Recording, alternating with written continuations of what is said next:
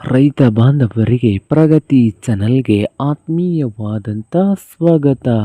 ಇಂದಿನ ಈರುಳ್ಳಿಯ ಬೆಲೆಯನ್ನು ನೋಡಿಕೊಂಡು ಬರೋಕ್ಕಿಂತ ಮುಂಚೆ ಕರ್ನಾಟಕದಲ್ಲಿ ಒಂದು ಕ್ವಿಂಟಲ್ಗೆ ಈರುಳ್ಳಿಯ ಬೆಲೆ ಎಷ್ಟು ಇದೆ ಅಂತ ನೋಡಿಕೊಂಡು ಬರೋಣ. ಇನ್ನು ಯಾರು ಹೊಸದಾಗಿ ಚಾನಲ್ನ ನೋಡ್ತಾ ಇದ್ದರೆ ತಪ್ಪದೆ ಈಗಲೇ ಚಾನಲ್ನ ತಪ್ಪದೆ ಸಬ್ಸ್ಕ್ರೈಬ್ ಆಗಿ. ಇಂದು ಈರುಳ್ಳಿಯ ಬೆಲೆ ಬಂದು ವಿಜಯಪುರದಲ್ಲಿ ಒಂದು ಕ್ವಿಂಟಲ್ಗೆ 1200 ರೂಪಾಯಿದಿಂದ 2000, 1200 ರೂಪಾಯಿದಿಂದ 2000 ರೂಪಾಯಿವರೆಗೆ ವಿಜಯಪುರದಲ್ಲಿ ಒಂದು ಕ್ವಿಂಟಲ್ ಈರುಳ್ಳಿಯ ಬೆಲೆಯನ್ನು ಹೊಂದಿದೆ.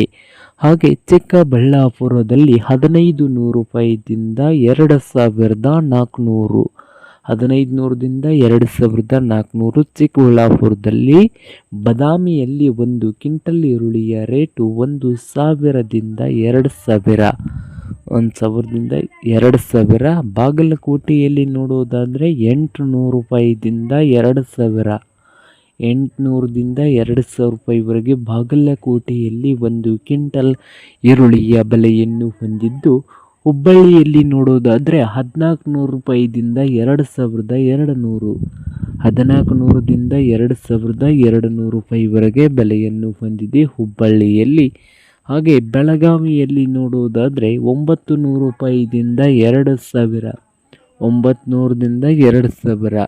ಹಾಗೆ ಮೈಸೂರದಲ್ಲಿ 1000ದಿಂದ 2000, ರಾಯಚೂರದಲ್ಲಿ 800ದಿಂದ 2000 ರೂಪಾಯಿವರೆಗೆ ಒಂದು ಕ್ವಿಂಟಲ್ ಈರುಳ್ಳಿಯ ಬೆಲೆಯನ್ನು ಹೊಂದಿದೆ.